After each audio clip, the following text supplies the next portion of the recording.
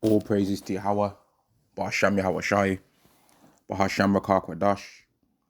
Double honors to the apostles and the elders of Great Millstone, and Shalom to the elect to the nation of Israel. And this is going to be a video on how in the kingdom of heaven there's going to be one law that rules all the people that live on the earth, right? There's going to be one law that rules over every single individual that lives on the earth. But I'm hoping that this lesson and how I'm going to speak about these things is going to prove that salvation is not for everybody, because salvation, when you actually really understand the depths of what it actually is talking about in the scriptures based on one particular verse that I'm going to go to now, right? Salvation is being free from every single enemy, and death is an enemy, right? This is 1 Corinthians chapter 15 and verse 26. The last enemy that shall be destroyed is death, right? And one of the things that the Israelites was told in the book of Luke, now that I'm thinking about it, I'm going to go to this. Luke chapter 1. And I didn't write any scriptures down for this, but I'm thinking of the scriptures in my mind based on the scriptures that we've been taught, and it all connects into this point, man. This is Luke chapter 1 and verse 68. Blessed be the Lord Yahweh, power of Israel, for he hath visited and redeemed his people, and have raised up a horn of salvation for us in the house of his servant David, as he spake by the mouth of his holy prophet, which have been since the world began, that we shall be saved from our enemies, right? And from the hand of all that hated us. And death is an enemy. If you understand that, if you go back to the scripture that I just read, 1 Corinthians 15 and 26, death's also an enemy. And we have to be saved from the hand of that. Now, is every single person on the earth going to be saved from that? Is every single person on the earth going to be saved from death? Not according to the scriptures, they're not. Because the only way to be saved from death is to be free from sin. Because the wages of sin are death, or is death, right? Romans chapter 6 and verse 23. For the wages of sin is death, but the gift of Yahweh is eternal life through Yahweh Shai Mashiach our Lord. Now, what does the eternal life mean that you're going to be able to do then? Would it not mean that you're going to be free from sinning? And the only people, right, when you read the Bible, the only people that have ever been prophesied to be free from sinning, to where they're going to keep all of God's laws perfectly, are the Israelites. Jeremiah chapter 31 and verse 31. Behold, the days come, saith Yahweh, that will make a new covenant with the house of Israel and with the house of Judah, not according to the covenant that I made with their fathers in the day that I took them by the hand to bring them out of the land of Egypt, which my covenant they break, although I was a husband unto them, saith Yahweh. But this shall be the covenant that I will make with the house of Israel after those days, saith Yahweh. I will put my law in their inward parts and write it in their heart, and I will be their God, and they shall be my people. So once that law is in them, they're never going to sin ever again. And anyone out there that says that we're under the new covenant, or that the new covenant comes in parts and all of that, nah, man, I don't believe that, right? Where it goes, old covenant, then when the Messiah died, now we're under grace, right? And everyone that's supposed to receive salvation is going to continually remain under grace, being forgiven for any transgressions that they do commit, right? Until the new covenant is established, where they're going to be forgiven for their iniquity, and Yahweh is going to remember their sin no more. And after Yahweh's remembered their sin no more, they're never going to add any more iniquity onto that, because they're going to be living perfectly under the new covenant. And there's never going to be a time ever again for another Israelite to have to tell another Israelite to keep all of Yahweh's laws, because they're going to keep all of them and know all of them perfectly, which is what it goes on ultimately to say in the next verse, verse 34. And they shall teach no man every man, and they shall no more teach every man his neighbor and every man his brother, saying, Know Yahweh, for they shall all know me, from the least of them unto the greatest of them, saith Yahweh. For I will forgive their iniquity, and I'll remember their sin no more. So where Christians are getting at the Israelites are rejected and that something's gone to everyone is ridiculous. Especially when you read Jeremiah 31 verse 35 to verse 37 as well, which I'll read one of them, in fact. Verse 37, thus saith Yahweh, in fact, I'll read it all. Jeremiah 31 verse 35, thus saith Yahweh, which giveth the sun for a light by day, and the ordinances of the moon and of the stars for a light by night, which divideth the sea when the waves thereof roar. Yahweh of hosts is his name. If those ordinances depart from before me, saith Yahweh, then the seed of Israel also shall cease from being a nation before me forever. Thus saith Yahweh, if heaven above can be measured, and the foundations of the earth searched out beneath, I will also cast off all the seed of Israel for all that they have done, saith Yahweh. Right, so the Israelites have, like, a lot has to take place in order for the Israelites to be cast off. That's not got nothing to do with the Messiah. It didn't say it anywhere in here. And also, if you reject the Messiah that I'm going to send for you, then I'm going to cast you off as well. It don't say that in there. This does not stop the betrayal of the Messiah that some Israelites did. This does not stop that. So you Christians, you're lost with what all the talking points that you're trying to come with. The things that you're saying are not true. They're just not true, man. Your attempted theft of someone else's inheritance is not going to work like how it's worked on the earth, where you've been able to steal people's inheritance and steal people's lands and countries and then claim it as your own. That's been able to work for a long time for you guys. But the inheritance that the Israelites have been promised is a heavenly thing, and you cannot steal it like you've stole everything else. Now, I said that everyone's going to be under the laws in the kingdom of heaven, and that's true. And that will somehow make some people get excited and think that they are somehow selected and part of the actual covenant. But that's not true, because when Nebuchadnezzar had a kingdom, right, was there not other nations that were technically there and was able to live and have some kind of success, right? But that was not their kingdom, though. They were there, but it was not their kingdom. Haman was there and Mordecai was there during the time of the story of Esther, but that was not their kingdom. That was Xerxes' kingdom. But they had their little positions in there, right? But that was not their kingdom, though. Haman was high and Mordecai was high and ended up higher in that kingdom. But it was not there. It wasn't the Edomites' kingdom at that time, and it wasn't the Israelites' kingdom at that time either. It was the Elamites' kingdom, which Xerxes was, right? That was not the Israelites' kingdom, but they had their own things going on in there. Same thing with how Nebuchadnezzar had his kingdom, right? But Israelites was technically there, and so was many other nations, because Nebuchadnezzar had been given the power over many nations. He had power over Edomites in that time, and Edomites was there when the Israelites got taken down by the Babylonians. They was there saying, raise it, even to the foundation thereof. But that was not the Edomites' kingdom, though. That was the Babylonians' kingdom, right? But they were there and had a certain power in there, and that they had a certain position, but they didn't have the true glory of that kingdom because it wasn't theirs. Just like how in the kingdom of heaven, the Israelites are going to have, it is the Israelites' kingdom, and they're going to have the perfection of what it means to be in that kingdom, which is immortality, everlasting life, the ability to keep all the laws perfectly, a new body, right? But other people are going to be in there too. The other nations are going to be there. They're going to get to taste the beautiful fruits that we're going to make by how we're governing the earth.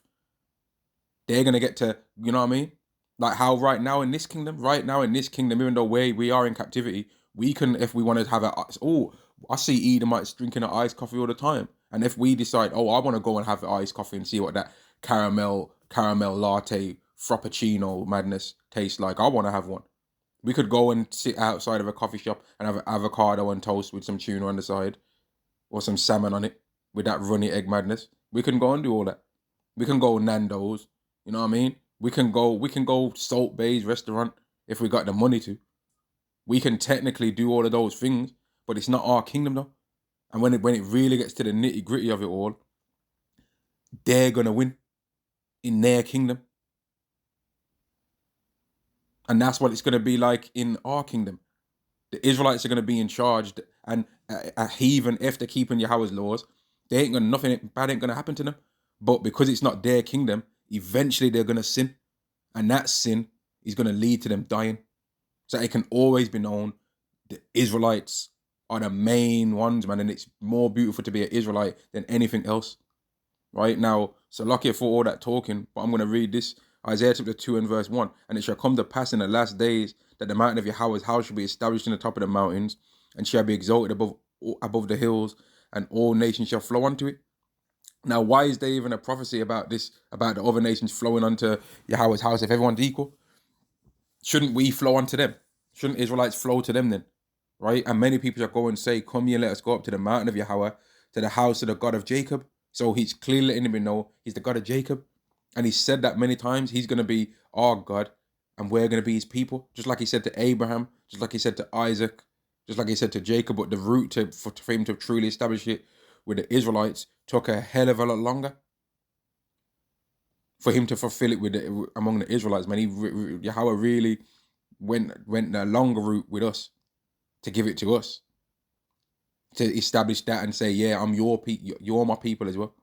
He'd wait a lot longer with us. And he would teach us of his ways. Why are the heathen gonna have to be taught our ways if we're all just equal out here? Why do they need to be taught our ways? And why would they have to be taught our ways? Why would we have to teach the heathen their ways if they're gonna be equal? The Israelites are not gonna have to be taught God's ways, according to Hebrews, the 8th chapter, right? And according to Jeremiah 31, verse 31 to verse 34, they wouldn't have to be taught. Another Israelite's not going to have to teach another Israelite, oh, it's the Sabbath today. Don't do any madness. Oh, there's pork in that, brother. Oh, that hairline that you've got, that hairline looks a bit shaped up, brother. Get that shape up, God, mate. You know that side bit of your hair, that's faded. You shouldn't be doing that. Oh, that's another man's wife. Don't do that. Oh, don't do this. That's that. Don't give in to this lust. Don't give in to that lust. We ain't going to have to be told none of that. We're going to literally be able to see a woman and know that woman is someone else's wife. That's got nothing to do with me. That woman ain't got nothing to do with anything to do with my eyesight, even going anywhere near her. And the woman's gonna know the same. She's gonna know, don't be overly flamboyant out here with your body. Dress, cover up, man. The women are gonna know that. And because they're gonna be knowing all of that, guess what the women are gonna have? Their hair back. Their hair is gonna be damn near touching their ankles, if they so choose for it to grow that long. And it would be able to grow longer than that if they wanted it to. They'd be able to have their hair so long in the kingdom, in my opinion, that they need a long flowing gown to be on the floor behind them, so that their hair don't get dirty when they're walking. They're gonna have some mad lengths of their hair, man, and it's gonna be beautiful. It's gonna be beautiful to see that, man. Because as much as we say about the Israelite woman bunning her out, that's our women of our nation, man. As much as they're absolute demons right now, and they're just cantankerous demons, like just wicked as hell, right? No matter what anyone wants to say, you know that is true. I know you want to, like, we sometimes want to have mercy on Eve, but she's evil right now, and she declared herself our enemy. If you look at what happened with that whole election thing, man, she declared herself our enemy herself. Just the one or two Israelite women that you know being cool, that don't mean that the rest of them are not doing wickedness down here. But in the kingdom, we ain't gonna have to worry about that, man. Anyway, we're not gonna have to worry about that kind of stuff. It's gonna be all right, man. It'll be all right. Verse 3.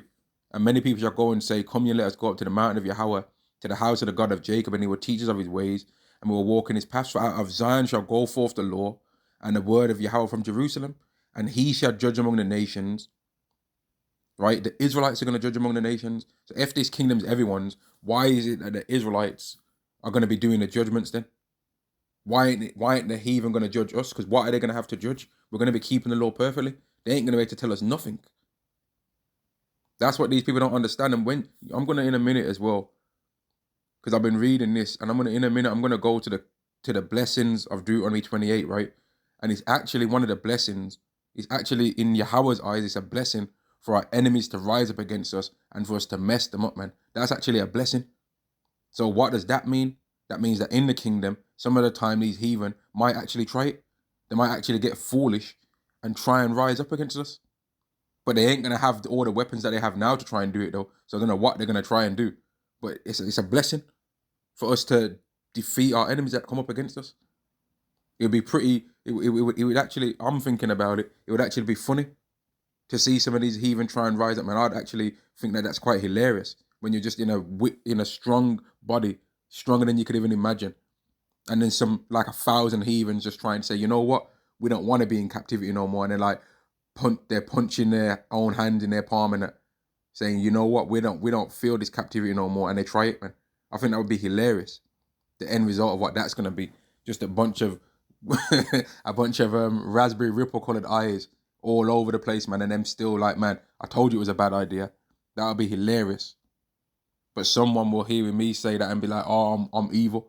But then they'll hear about book breaking, and they'll be like, oh, but that was them though. That was them. Forgive you people sin, forgive sins. You know what I mean? We're always supposed to be the most forgiving people in the world down here, but everybody else can say whatever the hell they want to say, man. Everyone else can do whatever the hell they want to say to us, and then we're just supposed to say we're not oppressed. But we clearly are, though. And this ain't our kingdom. And if at any moment they decided to change the rules, right, and come with some secret agenda to try and destroy how you've got things set up to make to where you think you are not in captivity, they could do it, and there wouldn't be nothing you could do about it. There'd be nothing you could do about it, man. And with this whole CBDC system that they're setting up, they will be able to do stuff like that easily, and there ain't nothing you can do about it because it's not your kingdom. You need Yahweh Shai, and you're going to be shown that you need Yahweh Shai. Verse 4, and he shall judge among the nations and shall rebuke many people, and they shall beat their swords into plowshares and their spears into pruning hooks. Nation shall not lift up sword against nation, neither shall they learn war anymore. O house of Jacob, come here, let us walk in the light of Yahweh. So the kingdom's not everyone's. And let me go to, I was going to go Deuteronomy 28, but I want to go to this first, in fact, where it speaks about how the Israelites are going to drink the breasts of the Gentiles, man. I'll go here first. Isaiah chapter 10 and Isaiah chapter 60, and verse 10. And the sons of strangers shall build up thy walls, and their kings shall minister unto thee. For in my wrath I smote thee, but in my favor have I had mercy on thee. So these heathen nations, they're going to be building up what we want it to be built. We're going to be we're going to be the main architect watching over that construction site, man. Oi, put that brick there. You know how Esau does us? If you ever worked in one of them power plant jobs, Esau's on it. Oi, you clicking fingers pointing here, clicking fingers pointing there. Oi, ain't got no manners. Talking to people however the hell he wants. Well, he's going to be spoke to like that and worse. And if we catch him rolling his eyes, tutting, anything like that, we're going to have a field day, mate. And it don't hurt me in my heart anywhere to say or think about this. I don't feel like, I'm an evil for thinking like this, man. Because they've done it. So if it's evil for me to talk like that, then it's even worse for them to have actually did it then. So don't just say something about what you think about me. Say something about them too. Because they're doing it right now. Yeah? And kings shall minister unto thee, for in my favor have I smote thee, but in my wrath I smote thee, but in my favor have I had mercy on thee. Therefore thy gates shall be open continually, they shall not be shut day nor night, that men may bring unto thee the force of the Gentiles, and that their kings may be brought. So they're gonna bring their force, the things that make their societies great, they're gonna bring it to us. Because it's not their kingdom, it's our kingdom. And our kingdom is going to not only be on earth, it's going to be on any other planet that exists as well. And that's what people don't understand. To be an Israelite is an amazing thing. And that's why these Christians are steady trying to always steal every single prophecy that relates to the Israelites in the Bible. Ain't no one trying to go around seeking to be part of spiritual Edomites. Yet they're saying Edomites can be saved, but ain't nobody saying that, I think that I'm a spiritual Edomite. Why is that? Or ain't no one ever tried to want to fulfill one of the prophecies that it says about Moab at the end times, or the Philistines at the end times? Why are they always trying to fulfill the prophecies that it says about the Israelites at the end times? Because they know that to be an Israelite is the best thing that you could ever hope to be. And let's just say this, I'm not saying this thing I'm about to say is true, by the way, this next thing I'm about to say, but just imagine it for a second, right? Imagine if before all of our spirits was made, right? Or when our spirit was made, we was able to have a conversation with the Heavenly Father, and he was to ask us, okay, what nation do you want to be? And then gave us what was going to happen to every single nation, right? In the short term, medium, and long term, and then in the kingdom, right? Wouldn't everyone have chose to be an Israelite? Who would have chose to be an Edomite, knowing that at the end you're going to get exterminated? Obadiah chapter 1 verse 18. Nobody would have chose that. But what really happened, right? Forget that analogy for a second. What really happened is Yahweh decided all of those before everything was this that took place. Yahweh decided these people are going to be of the elect of the nation of Israel. These people are going to be Israelites, which means that they are technically elected in the long term, in the ultimate long term. These people are going to be Edomites. These people are going to be Hamite, Moab. Yahweh chose it. So all you people getting mad at us Well, you can't stop it anyway. Yahweh made the Israelites, right, for the purpose of them ruling the whole earth. And there's not nothing that anyone can do about that. Nobody can do anything. Don't you people understand that? Verse 12, for the nation and kingdom that will not serve thee shall perish. Yea, those nations shall be utterly wasted. And Yahweh is going to prove that he's not joking about that point when Edomites get destroyed. So all you nations that are trying to save Esau now, Esau getting destroyed is actually a warning to all of you. That you better not try and do the things that he tried. Because he thought he could take our position.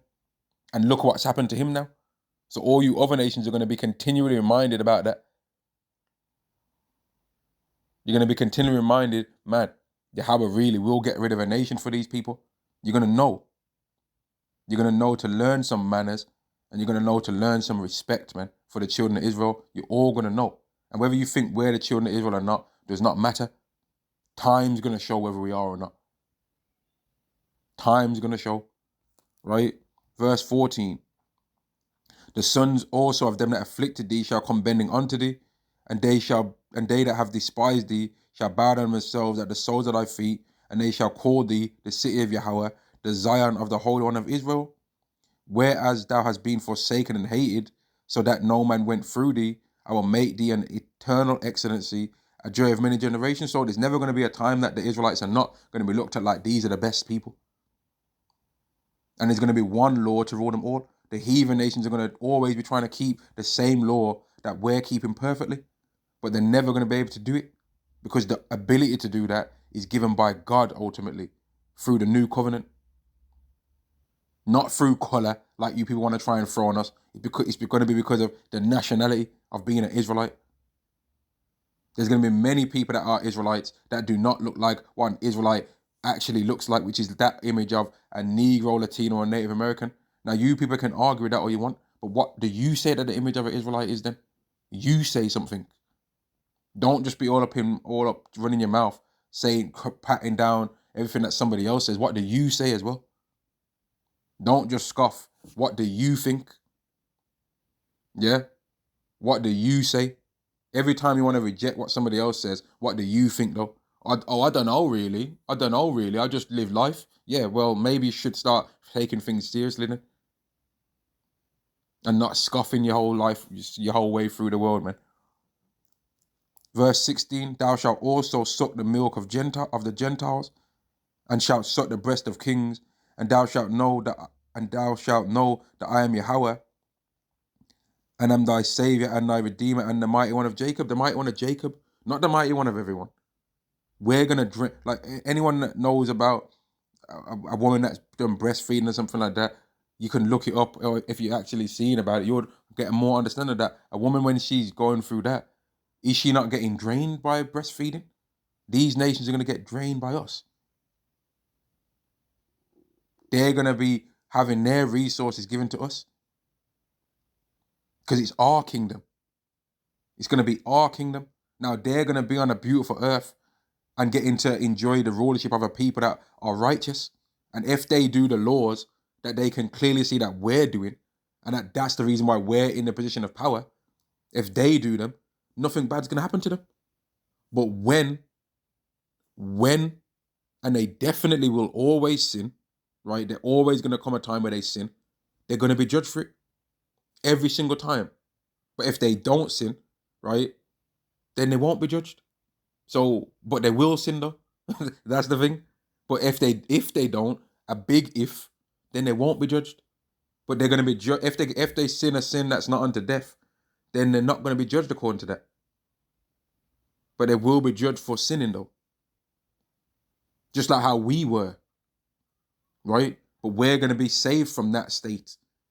They never will because they're not the Israelites. And that might sound sad for some people, but, well, okay, we understand your grievance, but that you got to tell the truth if you say you believe in the Bible. And that's the truth. That's just the truth, man. Now, there's more things that you can read when you go into. In fact, you know what? Here, this is one verse. Verse 21. Thy people also shall be all righteous. Every single Israelite's going to be righteous. So none of these things about having to be judged and stuff like that is applied to the Israelites, because they're going to be every single one of them righteous, which goes back to the new covenant, which I'm guessing is what I wrote down in the notes here. Yeah, Hebrews 8 and 10. Thy people also shall be all righteous. They shall inherit the land forever. The branch of my planting, the work of my hands, that I may be glorified. A little one shall become 1,000, and a small one, a strong nation. So Israelites, every single Israelite individual is going to become like a nation. So when it's going into how all the nations of the earth are going to be blessed, that's talking about us, the Israelites. But Christians want to try and make it be about every single nation, but all you have to do is throw a little son called Edom in the mix, and then they start twitching, aching and scratching. Oh, he was loved less. Anytime they want to try and make out like everything's for everyone and everyone's for everything, as soon as Esau gets mentioned, that goes right down the window, and they start lying. They start, oh, he shouldn't have bought Edomite, but then Obadiah 1:18 says Edomites are going to be done away with. Then some will say that he's done away with. Then some will say something else. Like, they're all over the place. It hurts them to the heart to mention Esau, man. It hurts them to the heart. But if they was there in the position of him instead, they would have did the same thing too. They would have sold the birthright too, man. They wouldn't have been no better than Esau. They ain't no better than him. Some of them probably secretly at night time get angry with their forefather Esau, but they ain't no better. They ain't did no more righteous works than him. They're wicked too. They're from the same wicked root that he's from, man. Trying to think of another scripture. Okay, here's a good one. Deuteronomy chapter 4 and verse 5. Behold, I have taught you statutes and judgments, even as you have my power commanded me, that you should do so in the land whither ye go to possess it. Keep therefore and do them, for this is your wisdom and your understanding in the sight of the nations which shall hear all these statutes and say, surely this great nation is a wise and understanding people. For what and that proof right there is that it's not, everyone's not going to be under the covenant, because why wouldn't we be saying that about them? There's never going to come a time where we say that about them. Keep therefore and do them, for this is your wisdom and your understanding in the sight of the nations, which shall hear all these statutes and say, surely this great nation is a wise and understanding people. For what nation is there so great, who have God so nigh unto them, as Yahweh our power is in all things that we call upon him for? And what nation is there so great, that have statutes and judgments so righteous as all this law, which I set before you this day? So all you people that want to try and make out like the law is important, man. Now, I want to go to Deuteronomy 28, and then I'm going to try and bring out a point as well that's mentioned in Hebrews 8 and 7. In fact, you know what? I'll read Hebrews 8 and 7 first, going into how the fault of the covenant was not the blessings, was not the curses, was not the law, right? It was the Israelites, right? And then I'm going to go and make the point I was going to make. Hebrews chapter 8 and verse 7. For if that first covenant had been faultless, then should no place have been sought for the second. Now, what was the fault? Was the fault the blessings? Oh, the blessings were too good, so they made the Israelites too arrogant. Was the fault the curses? Or the curses were too harsh? So when the Israelites was under the curses, they didn't want to repent because they thought that you just really hated their guts. And that Deuteronomy 28 and 68 one, that was really a strong kick up the ass, that no one was going to be able to repent from that. You was too harsh. Is that what it was? No. Was the law unrighteous? Or the law is too strict? You gotta have a bit of leeway. You gotta have a bit of leeway in life. But surely can't we eat a little bit of pork at least? Can't we have a little bit of shellfish? No, there was no problem with the law. There was no problem with the law. There was no problem with the blessings. There was no problem with the curses. The problem was with the Israelites. Verse 8, for finding fault with them, he saith, behold, the days come, saith Yahweh, when I make a new covenant with the house of Israel and with the house of Judah, right? Which is who the covenant's for. It's not for everyone. But the fault was not the law. The fault was not the blessings. The fault was not the curses. The fault was with the people, right? So the curses and the blessings still stand now and are always going to stand forever, right? Now let's look at some of the blessings. Deuteronomy chapter 28 and verse 1. And it shall come to pass, if thou shalt hearken diligently unto the voice of Yahweh thy power, to observe and to do all his commandments which I commanded this day, that Yahweh thy power will set thee on high above all nations of the earth, according to the new covenant, what it is, being able to keep the laws perfectly? Are the Israelites one day going to keep the laws and observe all of the commandments that Yahweh gave them? Yes, they are. So that means that this this blessing is going to be activated, right? Along with all the others. Now let's look at some of the other blessings.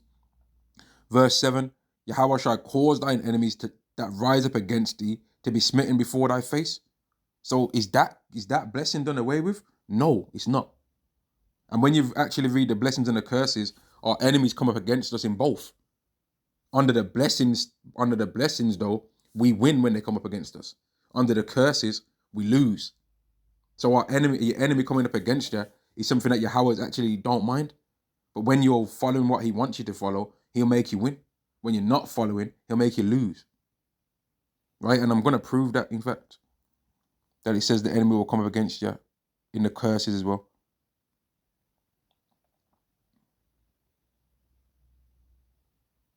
One second.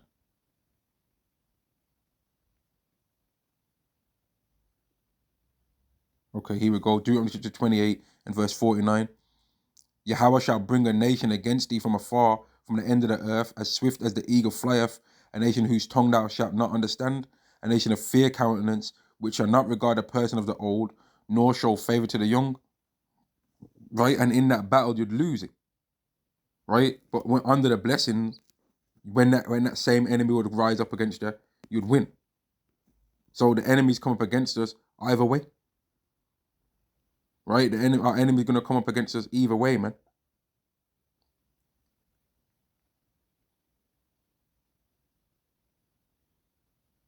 Let me read this one. Let me go back to this. Let me read verse 7 again. Yahweh shall cause thine enemies that rise up against thee to be smitten before thy face. They shall come out against thee one way and flee before thee 7 ways. So if the kingdom's for everyone, and God just loves everybody, why would Yahweh have made this be a blessing for the Israelites? And why is it still a blessing for the Israelites? That's still going to happen. It don't say nowhere in the Bible that I've ever read. If someone can show it, then I'll have to accept it then. But it don't show anywhere that blessing is going to be not a thing anymore. Verse 10, all the people of the earth shall see that thou art called by the name of Yahweh, and they shall be afraid of thee. So the heathen are going to be afraid of us. Why would God want that to be a blessing? Since Christians want it to be everyone's everything and all that, and God loves everyone, well, why is that a blessing? Why is it a blessing, right? For Yahweh to make our enemies be other people of the earth be scared of us, right? Shouldn't it have been that they'd love us instead? Verse 13. And thou shalt make thee, and Yahweh shall make thee the head and not the tail, and thou shalt be only above, and thou shalt be above only, and thou shalt not be beneath. So we're gonna have the best of everything in the kingdom. If there's a vehicle that you can use to travel around, and the best one is gonna belong to an Israelite. If there's some fruit, some apples, the best access to apples is gonna belong to the Israelites. If there's some wine, the best is going to belong to the Israelites, and there will be wine, clearly. Everyone knows Yahweh Shai loves wine, so you know that there's going to be wine in the kingdom. You know that there's going to be, right? There's been what kingdom has there not been wine in? And didn't Yahweh Shai say he ultimately is waiting to drink some wine with his disciples? Didn't they call him a wine bibber? And thou shalt not be beneath, if thou shalt hearken unto the commandments of Yahweh thy power, which I command thee this day, to observe and to do them. So everyone's wanting the kingdom to just be for everyone. But right now, yeah, if I just went into a fancy restaurant right now, in some tracksuit, in some Umbro tracksuit bottoms, yeah, and I just walked to the door on a Saturday evening when it's at its peak time, and I try and just walk in, and the security guard puts his hand, and I'm like, "Excuse me, mate, I'm trying to get through. I want a beer." You know, they'll laugh me down. And even if I'm dressed exactly according to the dress code, they could still turn me away. Why can they do that? Because it's not my kingdom. So if you get turned away from a nice place even though you're meeting all the things that you are supposed to technically meet on paper, it's not your kingdom. And if it's not your kingdom, you can be denied access. And even if it is technically your kingdom, there's a hierarchy in the kingdom. So different people have different access to different things. And that's why not every single Edomite, even though it's the Edomite's kingdom right now, they can't all just walk up to the houses of parliament and get access because they don't meet that part of the hierarchy, but they can get a certain privilege in another part. That's how it works, man. But these people want to try and make the kingdom of heaven be something that they ain't never seen before on earth. They want it to just be a kingdom of every single human loving. It's not going to be that. There's no new thing under the sun, right? Every other kingdom that's ever existed, there was one person that was in charge of that kingdom. The kingdom of heaven, the people in charge are the Israelites, right? That's just what it is. And if you're, the only reason you would have a grievance with that is because you don't believe you're an Israelite. Because when there's some make America great again and all that, everyone that believes that they're American ain't got a problem with that. But the people outside of America might have a problem. You know what I mean? Daniel chapter 7 and verse 27, and the kingdom and dominion and the greatness of the kingdom under the whole heaven shall be, so everything that the sky is underneath is going to belong to the Israelites. Every single thing. If there's something popping off right now, if there's some golden apples in Mars right now, right, we're going to know about it. If there's some fruit right now that tastes like fried chicken, right, we're going to know about it. If there's apples that taste like watermelons and watermelons that taste like apples and grapes that taste like bananas, right, strawberries that taste like limes, we're going to know about that. And Yahweh is going to allow us to find these new planets, these new places that Esau dreams about right now with his telescopes, looking, longing for that access to that, so that he can jack that up like he jacked up the earth. We're going to know. And these are the things that we think about, which is the reason why all you Christians and that you're trying to make us not want to believe that we're Israelites no more, and you're thinking that your scoffing is going to make us not. If you hear the things that I've just said in this video, the things that you're saying, the imagination that we have as Israelites, none of the little scoffing that you're saying is going to stop us from thinking about these things. That we want to see things like that we're talking about. So you're scoffing and trying to make us think we're black. That's not going to do anything. Because we're longing for abilities to do things that no one else on this earth has ever been able to do. Right? We're longing for that new heavens and a new earth where we're in charge, man. And the kingdom and the dominion and the greatness of the kingdom under the whole heaven shall be given to the people of the saints of the Most High, whose kingdom is an everlasting kingdom, and all dominions shall serve and obey him. And that's going to be forever. It's not going to be no part-time. Every single time. Every single time, man. Verse 22. Until the Ancient of Days came, and judgment was given to the saints of the Most High, and the time came that the saints possessed the kingdom. The saints are the Israelites. Not everyone. But they want it to be a thing of just everyone. It's not going to be everyone. Esau is not going to be sitting on the throne next to Jacob talking about, oh, sorry about all that. And Jacob's going to say, oh, sorry about all that birthright stuff, brother. But, I just had to get it. Nah. And Esau's not going to say, oh, sorry about all that Atlantic slaves trade stuff. I was just trying to get my revenge for when you betrayed me and that. With the covenant thing, with the old that lentils thing. I mean, you could have just gave me a bowl of lentils. You didn't have to steal me birthright, mate, did you? That's not going to happen in the kingdom. That's not going to happen. There's not going to be no time where Jacob and Esau sit down and find a common ground. Oh, you know what? Nah. But some Christian will come by and say, oh, but Jacob and Esau found a common ground when Jacob said that his face looked like God. Was his name not Jacob at that time still? He supplanted him. Yeah?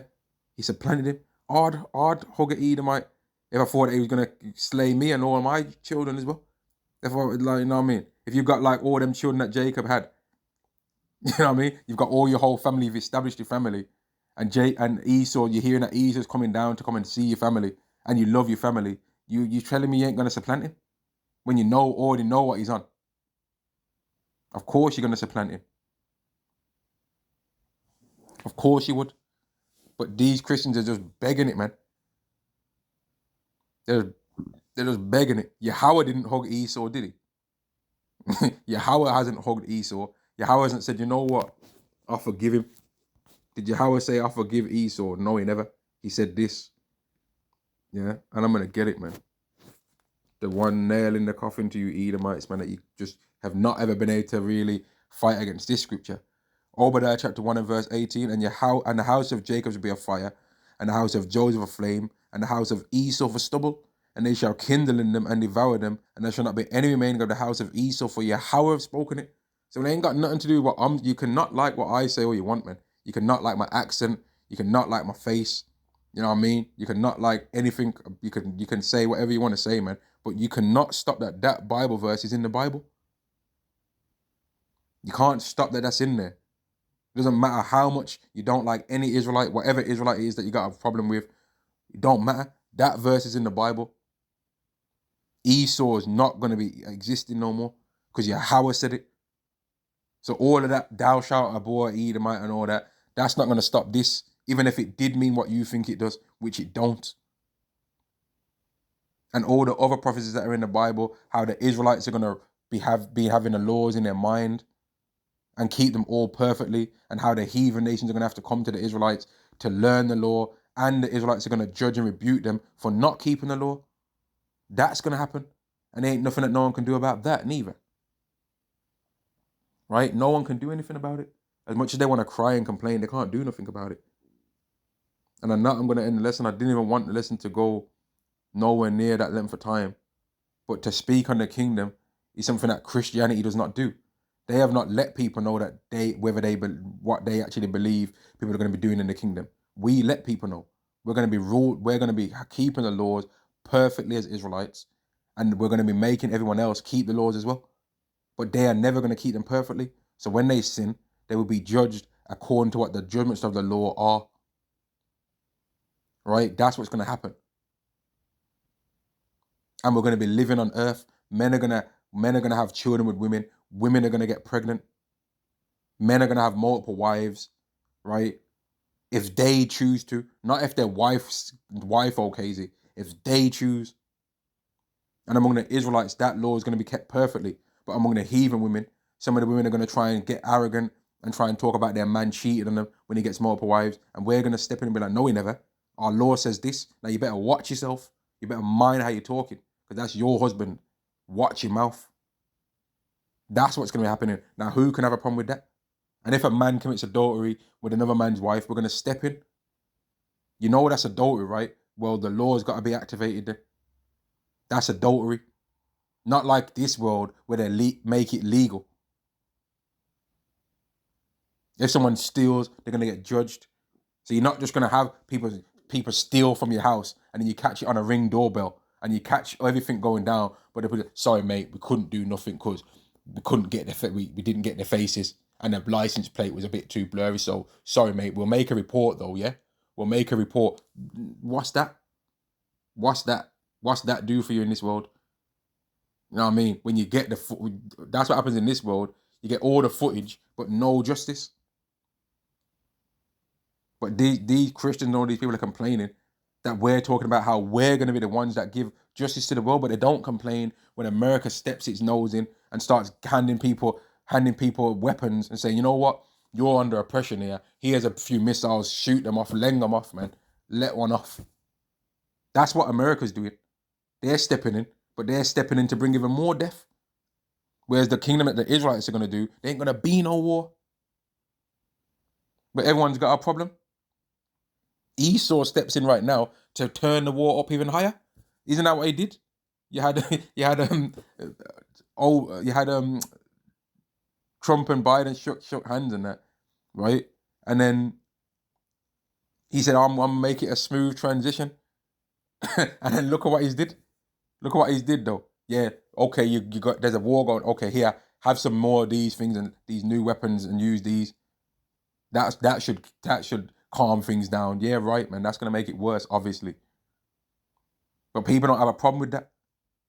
But they're just helping them defend themselves. But the Israelite kingdom, there's gonna be no war. There ain't gonna be nothing like that going on like that.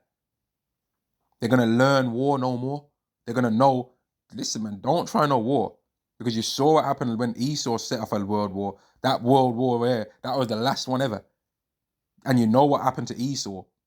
They're going to know. So if you Edomites are thinking you didn't do anything in terms of but what does that mean for me, an Edomite, if I just get destroyed? Well, I'm going to tell you what it means for you as an Edomite. Your gift to the earth was this, to show everyone on the earth what you should never do. That was your gift to the earth. Yeah? To show everyone on the earth what Yahweh's wrath looks like. Thanks. You did an excellent job to show people what arrogancy, pride looks like, man. And then to get destroyed, your gift to the earth was to show, for Yahweh to perfectly show what it looks like if he's angry with you. So that everyone on the earth can fear and never want that for themselves. And the Israelites' role was to show perfectly what Yahweh's love looks like. Am I lying about that? Because I was going to turn the camera off. But am I lying about that, or is that true what I just said? For all you Christians out there that hate our guts so much, man. That just want us to be black again. You want America to be great again and for us to be black again? No. That's not going to happen. Romans chapter 9 and verse 21. Have not the potter power over the clay, of the same lump to make one vessel unto honor and another unto dishonor? What if God, willing to show his wrath and to make his power known, endured with much long suffering the vessels of wrath fitted to destruction? Who are they? Who are the vessels of wrath? For all you Christians out there. Oh, well, a vessel of wrath is just anyone that doesn't keep the command. No, it's an Edomite. That's what it is. When you read, y'all always like to say the context, but when you read the context of what's being talked about here, it's going into Jacob and Esau, starting from verse 11. It's going into Jacob and Esau, right? Verse 23, and that he might make known the riches of his glory on the vessels of mercy, which he hath afore prepared unto glory, which is the Israelites. Even us, whom we have called, and this is where they'll try and think they're slick, even us whom we have called, not of the Jews only, but also of the Gentiles. But then it goes on in verse 25 to mention prophecies concerning Israelites, letting you know that the Gentiles mentioned here are Israelites, right? They're Israelites. And people cannot believe that all they want. But when they see the kingdom and how it's set up and how it's established, and they only see Israelites as immortals, what are they going to be able to say then? What are they going to say? Because there's going to be people that thought that they were Christians that are on the other side of the kingdom, right? The captivity side, on the lesser side. But they might have right now thought that there was a Christian, read all that was willing themselves to be it, right? But it's not of him that willeth. They was running themselves to be it, but it's not of him that runneth neither. They was hoping it was going to be them. They was talking about a rapture this, a rapture that all the time. You know what I mean? They was believing that there was other people in the land of Israel that are real Israelites and looking at us like we're lunatics. But they're going to find themselves not in the kingdom though. A lot of them are going to find themselves with the MOTB inside of their hand in the coming times. Right? They ain't going to be in the kingdom.